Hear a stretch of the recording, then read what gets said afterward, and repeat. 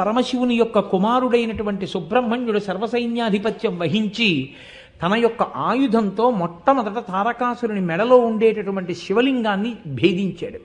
శివలింగం విషయంలో పెద్దలు ఒక మాట చెప్తారు, లింగం అరిగిపోయి ఇంత ముక్కున్నా అదే లింగం. కాబట్టి ఇప్పుడు ఆ లింగం 5 ముక్కలై పడింది.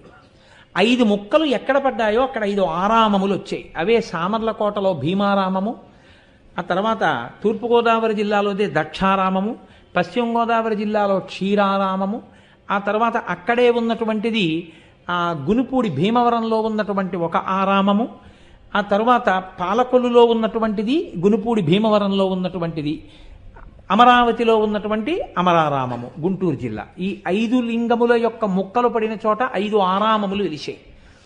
ఇంద్రుడు స్వయంగా దేవతల బాధలు చూడలేక ప్రార్థన చేస్తే సుబ్రహ్మణ్యుడు సర్వసైన్యాధిపత్యం వహించి తారకాసుర సంహారం చేశాడు. ఇంద్రుడే ప్రతిష్ఠ చేయడానికి